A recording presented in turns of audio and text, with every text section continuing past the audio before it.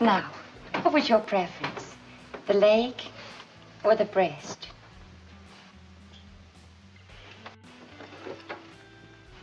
I've had quite enough of both, thank you.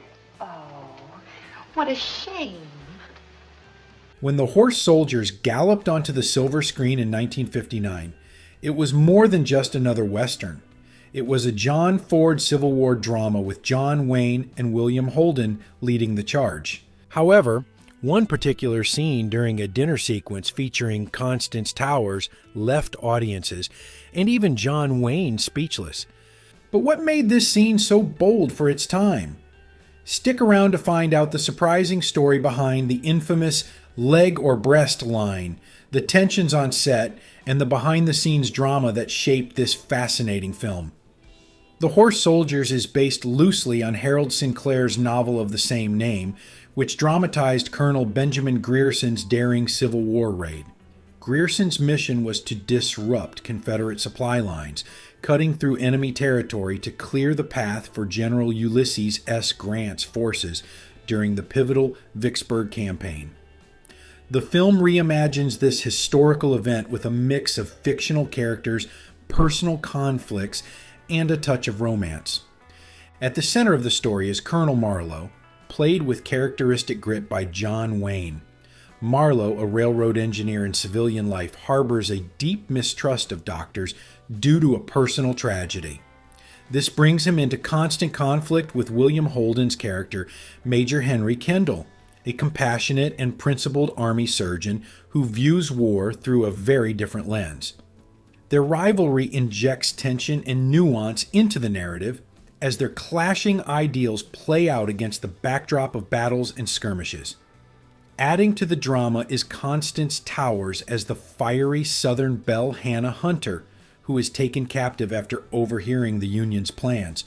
Initially antagonistic toward her captors, Hannah gradually develops feelings for Marlowe, adding a romantic dimension to the film's action and suspense.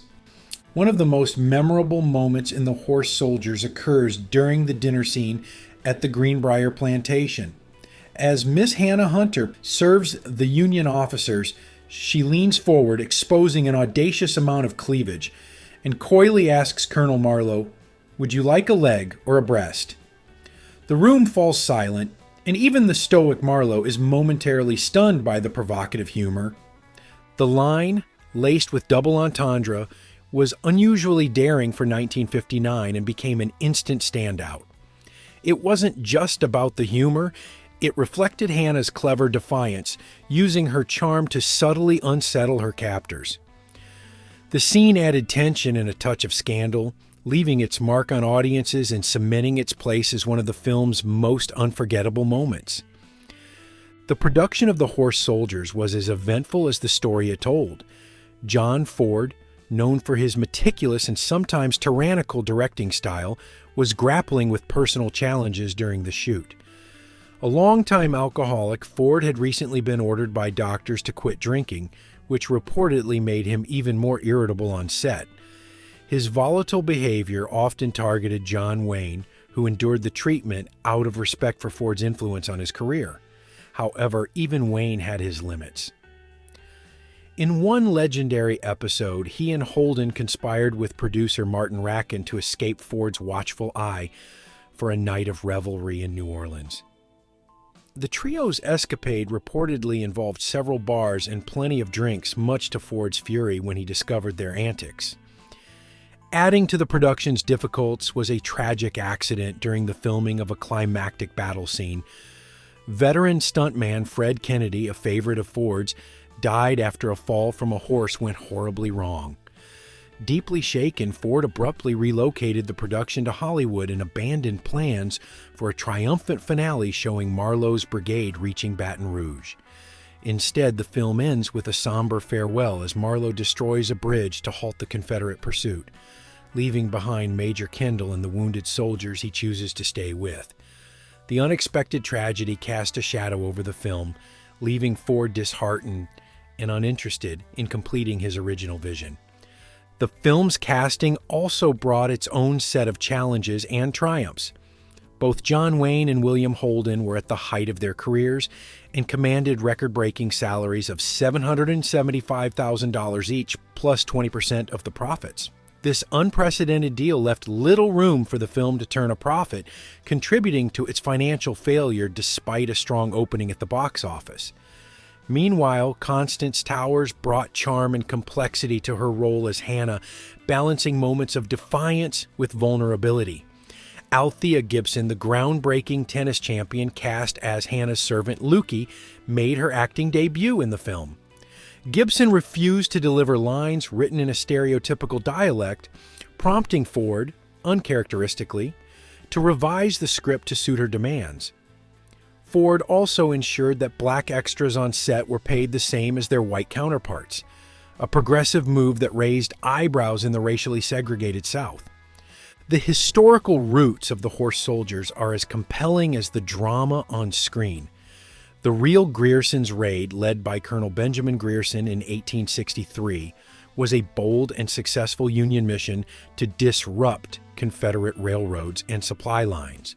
While the film captures the essence of this campaign, it takes significant liberties with the details.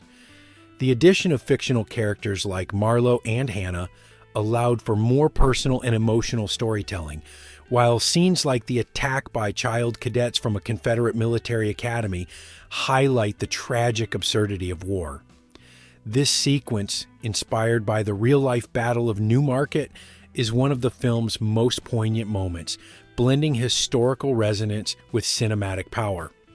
Despite its ambitions, The Horse Soldiers received a lukewarm reception upon release. Critics and audiences were divided, with some praising the performances and battle sequences, while others found the film uneven.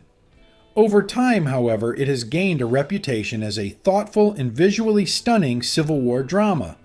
The cinematography, showcasing lush southern landscapes and dynamic action scenes, remains a standout feature. Ford's direction, while occasionally hindered by tonal inconsistencies, delivers moments of brilliance that elevate the film above a typical war movie. The infamous dinner scene, with its now iconic leg or breast line, serves as a reminder of how the Horse Soldiers balanced seriousness with humor and boldness.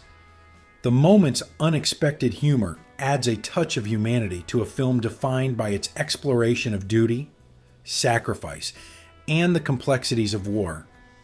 It's a scene that encapsulates the spirit of a production that dared to blend historical drama with personal storytelling, even in the face of behind-the-scenes challenges. Now it's time to hear from you. What's your take on this bold blend of history and Hollywood? Did The Horse Soldiers strike the right balance between drama and entertainment, or do you think it missed the mark? Let us know your thoughts in the comments.